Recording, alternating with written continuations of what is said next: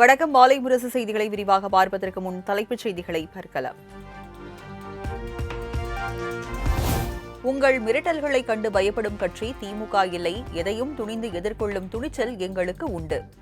நாங்கள் அடிமைகளோ கோழைகளோ இல்லை என்பதால் தான் மத்திய அரசின் அனைத்து அடக்குமுறைகளையும் எதிர்த்து நிற்கிறோம்.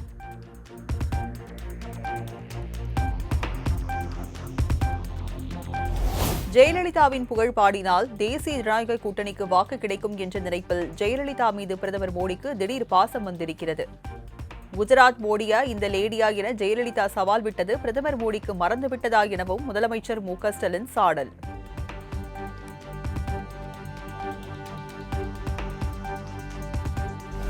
கடந்த தேர்தலில் மேற்கு மண்டலத்தில் நாம் எதிர்பார்த்த வெற்றி கிடைக்கவில்லை. அதை இந்த முறை மாற்றி காட்ட வேண்டும்.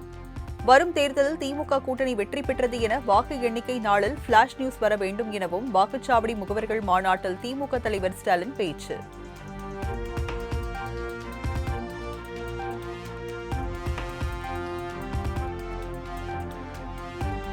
பாலியல் வழக்கில் திமுக இளைஞரணி நிர்வாகி கைது செய்யப்பட்டுள்ளதை சுட்டிக்காட்டிய அதிமுக கடும் கண்டனம். என்ன குற்றம் செய்தாலும் திமுக எனும் அடையாளம் தங்களை காக்கும் என ஆளும் கட்சி எஸ்ஐஆர்கள் வலம் வருவதாக சாடல்.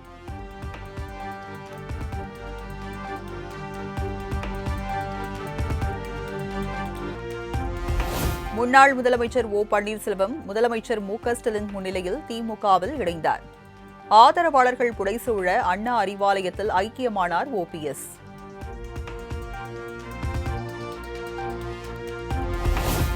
தாய் கழகமான திமுகவில் மகிழ்ச்சியோடு இணைந்துள்ளதாக முன்னாள் முதலமைச்சர் ஓபிஎஸ் விளக்கம்.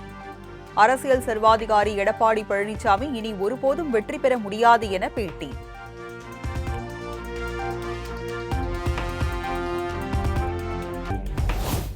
ஓபிஎஸ் மன்னிப்பு கடிதம் கொடுத்திருந்தால் பரிசீலனை செய்யப்பட்டிருக்கும் என அதிமுக துணை பொதுச் செயலாளர் கே.பி. முனுசாமி அதிரடி கருத்து. மன்னிப்பு கடிதம் கொடுக்காமல் அதிமுகவை ஓ பன்னீர்செல்வம் கலகப்படுத்திவிட்டதாக குற்றச்சாட்டு.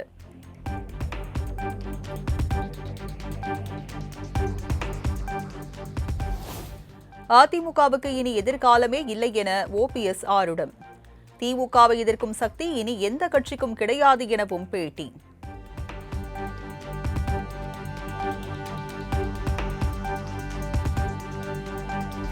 ஓபிஎஸ் திமுகவில் சேர்ந்திருப்பது திமுகவிற்கு பலவீனம், அதிமுகவிற்கு பலம்.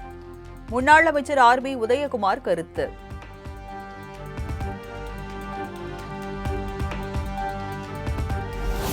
திமுகவில் இணைந்த ஓ பன்னீர்செல்வத்திற்கு விடுதலை சிறுத்தைகள் கட்சித் தலைவர் திருமாவளவன் வரவேற்பு.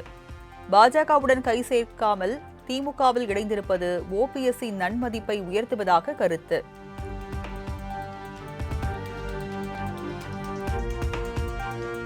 வரும் சட்டமன்ற தேர்தலில் நிச்சயம் திமுக தோல்வியை சந்திக்கப் போவது உறுதியாகிவிட்டது. முன்னாள் முதலமைச்சர் ஓபிஎஸ் திமுகவில் இணைந்ததை சுட்டிக்காட்டி பாஜக மூத்த தலைவர் தமிழிசை எக்ஸ் பதிவு.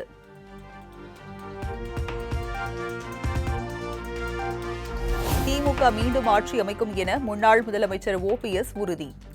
திமுகவில் தொண்டனாக இணைந்துள்ளதாகவும் வாய்ப்பு கொடுத்தால் தேர்தலில் போட்டியிடுவேன் எனவும் பதில்.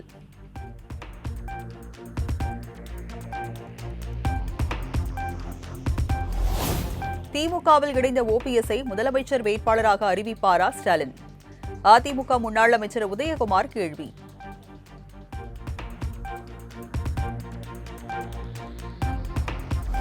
திமுகவில் இணைந்த நிலையில் சட்டமன்ற உறுப்பினர் பதவியை ராஜினாமா செய்தார் முன்னாள் முதலமைச்சர் ஓபிஎஸ்.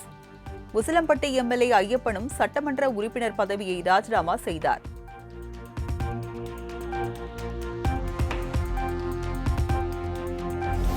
ஓ பன்னீர்செல்வத்தின் தீவிர ஆதரவாளரான முன்னாள் அமைச்சர் வெல்லமண்டி நடராஜன் மீண்டும் அதிமுகவில் இணைந்தார்.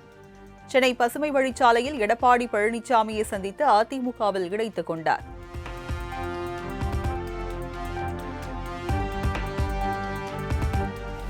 சட்டமன்ற தேர்தலில் கூடுதல் தொகுதி வேண்டும் என கோரிக்கை விடுத்துள்ளோம். சின்னம் பற்றி தற்போதைக்கு எதுவும் பேசவில்லை என கொங்குநாடு மக்கள் தேசிய கட்சித் தலைவர் ஈஸ்வரன் பேட்டி.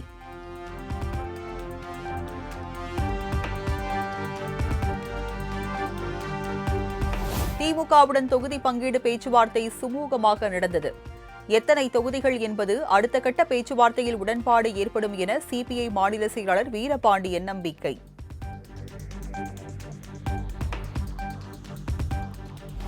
திமுக மார்க்சிஸ்ட் கம்யூனிஸ்ட் கட்சி இடையே தொகுதி பங்கீடு குறித்த முதல்கட்ட பேச்சுவார்த்தை நிறைவு. தொகுதிகளை குறைப்பது பற்றி திமுக எதுவும் பேசவில்லை என்று மாநில செயலாளர் சண்முகம் பேட்டி.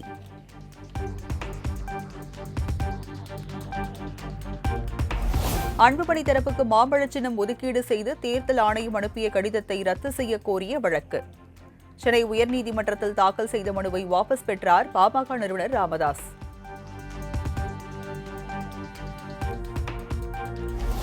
தாவேகாவில் இணைந்த செங்கோட்டையனுக்கு நாய் பிடிக்கும் வேலை கொடுக்கப்பட்டுள்ளதாக அதிமுக துணை பொதுச் செயலாளர் KP முனுசாமி கடும் சாடல். அதிமுகவில் இருந்து வெளியேறுபவர்களை தாவேகாவில் இணைக்க செங்கோட்டையன் கடுமையாக போராடுவதாகவும் விமர்சனம்.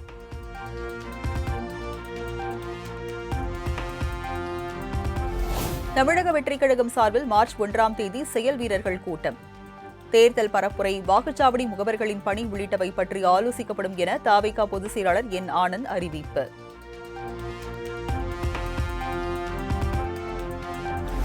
தமிழ்நாட்டில் ஒரே கட்டமாக சட்டமன்ற தேர்தல் நடத்தப்படுமா? செய்தியாளர்கள் எழுப்பிய கேள்விக்கு தலைமை தேர்தல் ஆணையர் ஞானேஷ்குமார் விளக்கம்.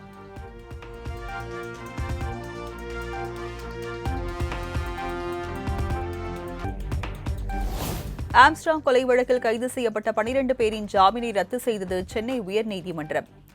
அஸ்வத்தாமன், ஹரிஹரன், பிரதீப் உள்ளிட்ட 12 பேரும் மார்ச் 6 சென்னை முதன்மை அமர்வு நீதிமன்றத்தில் சரணடைய வேண்டும் என உத்தரவு.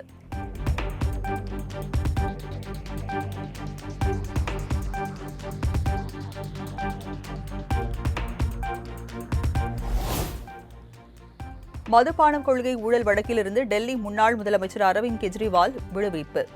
சிபிஐ வழக்கை தள்ளுபடி செய்து டெல்லி சிறப்பு நீதிமன்றம் தீர்ப்பு.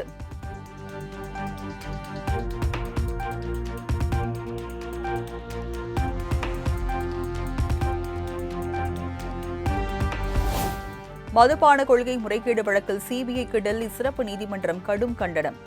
ஊழல் வழக்கில் சாட்சியோ எவ்வித ஆதாரங்களும் இல்லாமல் குற்றப்பத்திரிகை தாக்கல் செய்த சிபிஐ மீது துறை ரீதியாக நடவடிக்கை எடுக்க நீதிபதிகள் வலியுறுத்தல்.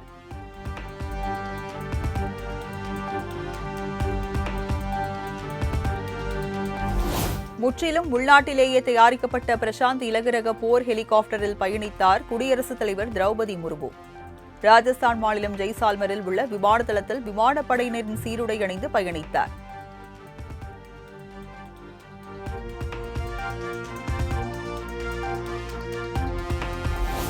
நான்கு நாள் அரசுமுறை பயணமாக இந்தியா வந்தடைந்தார் கனடா பிரதமர் மார்க் கார்னி. மும்பையில் பல்வேறு நிகழ்ச்சிகளில் பங்கேற்கும் அவர் மார்ச் 2ஆம் தேதி டெல்லியில் பிரதமர் மோடியை சந்திக்கிறார்.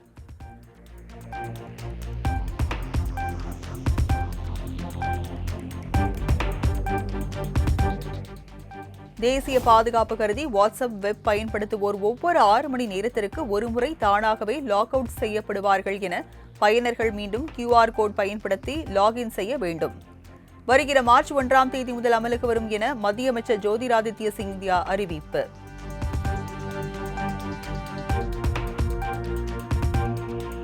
கொல்கத்தாவில் ஏற்பட்ட நிலநடுக்கம் ரிக்டர் அளவுகோலில் 4.9 பதிவு. கொல்கத்தாவில் பல்வேறு இடங்களில் கட்டடங்கள் அதிர்ந்ததால் மக்கள் அலறியடித்து சாலையில் தஞ்சம்.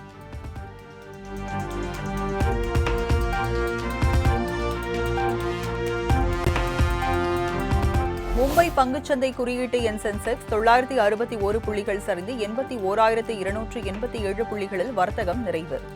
பங்குச்சந்தையின் கடும் சரிவால் முதலீட்டாளர்களுக்கு 5 லட்சம் கோடி இழப்பு.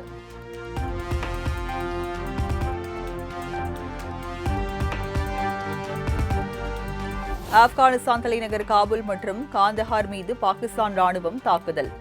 133 பேர் உயிரிழந்த நிலையில் 200க்கும் மேற்பட்டோர் காயமடைந்து மருத்துவமனையில் அனுமதி.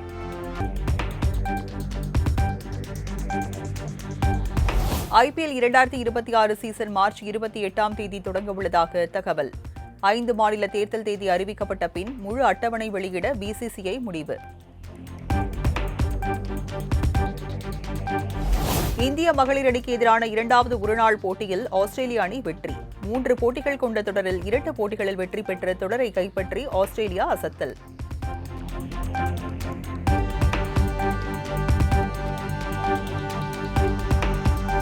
நடிகர் அஜித்தை வைத்து படம் தயாரிப்பது என்பது தனது கனவு என சிவகார்த்திகேயன் பேட்டி. இப்போதைக்கு குட்டி படங்களை தயாரித்து வருவதாகவும் அஜித் ஒப்புக்கொண்டால் சாத்தியம் என்றும் பேச்சு.